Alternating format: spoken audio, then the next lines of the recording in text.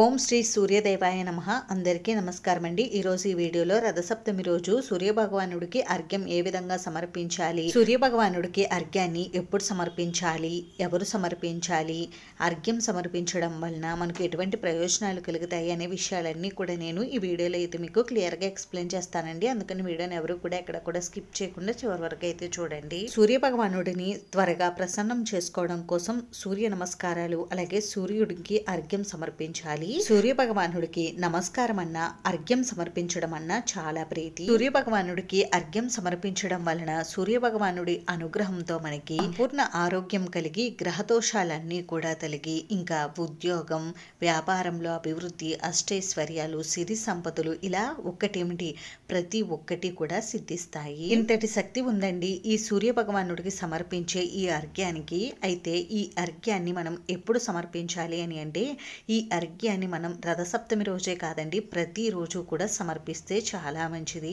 ఒకవేళ ప్రతిరోజు సమర్పించడం కుదరలేని వారు ఆదివారాల్లో అయినా సూర్య భగవానుడికి అర్ఘ్యం సమర్పించండి. ఈ అర్ఘ్యాన్ని స్వామివారికి ఆడవారు కానీ మగవారు కానీ చిన్నపిల్లలు కానీ పెద్దవారు కానీ ఎవరైనా సరే సమర్పించవచ్చు. అర్ఘ్యం సమర్పించడం కోసం ఒక రాగి పాత్రను అయితే తీసుకోవాలి. రాగి చెంబుని ఎందుకు తీసుకోవాలి అని అంటే మనకి రాగి చెంబు ఎర్రగా ఉంటుంది, స్వామివారికి ఎరుపు రంగు అంటే చాలా ఇష్టం అండి. అందుకని రాగి చెంబును మాత్రమే తీసుకోవాలి అర్ఘ్యం సమర్పించడం కోసం. ఈ అర్ఘ్యం సమర్పించే చెంబు ఎప్పుడు కూడా శుచి శుభ్రంగా ఉండాలి. అందుకోసం చెంబును ముందుగా శుభ్రం చేసుకుని తడి అంతా కూడా ఆరిన తర్వాత ఈ చెంబుకు గంధం కుంకుమ బొట్లు పెట్టి ఈ చెంబులోకి నిండుగా మంచి నీటిని పోసుకోవాలి.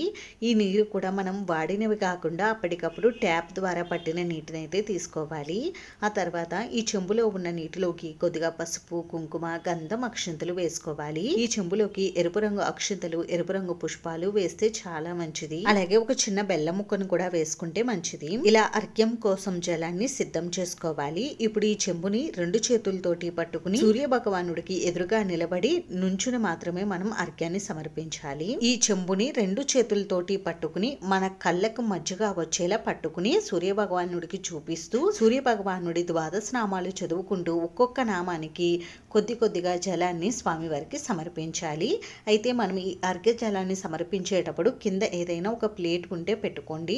ఈ జలాన్ని డైరెక్ట్ గా నేలపైన వేయకూడదని అంటారు. అంటే మొక్కలు ఉన్న చోట వేస్తే మంచిది. లేదు అంటే ఏదైనా ఇలా ఒక ప్లేట్ ని పెట్టుకుని ఆ ప్లేట్ లో ఈ జలాన్ని అయితే వేసుకోండి. ఎందుకంటే ఈ జలాన్ని మనం తొక్కకూడదు, తుడవకూడదు, ఇంకా ఈ జలం పైన నడవకూడదు. అందుకని ఈ విధంగా చేసుకోండి. నేను ఇక్కడ స్క్రీన్ పైన స్వామివారి ద్వాదశ నామాలు ఇస్తున్నాను. ఆ నామాలు చదువుకుంటూ మీరు స్వామివారికి 12 సార్లు అర్ఘ్యం సమర్పించండి. లేదు అంటే 3 సార్లైనా మనం స్వామివారికి అర్ఘ్యం సమర్పించవచ్చు. ఓం శ్రీ సూర్యదేవాయ నమః అని అనుకుంటూ మీరు స్వామివారికి 3 సార్లు అర్ఘ్యం సమర్పించవచ్చు. ఇంకా స్వామివారికి అర్ఘ్యాన్ని సూర్యుడు ఉదయించే సమయంలో సమర్పించాలండి. అంటే ఉదయం 6 నుండి 7 గంటల మధ్యలో మీరు అర్ఘ్యం సమర్పించాలి. ఇంకా అర్ఘ్యాన్ని సమర్పించేవారు తప్పకుండా స్నానం చేసి ఉండాలి. సూర్య నమస్కారానికి స్నానం చేయకపోయినా పర్వాలేదు, కానీ సూర్యుడికి సమర్పించే అర్ఘ్యానికి మాత్రం తప్పకుండా స్నానం ఆచరించే అర్ఘ్యం సమర్పించాలి. మనం మంత్రపూర్వకంగా సమర్పించే ఈ అర్ఘ్య బిందువులు ఊర్ధ్వ మార్గంలో ఆకాశం వైపు పయనించి మందేహులు అనే రాక్షసులను సంహరిస్తాయట.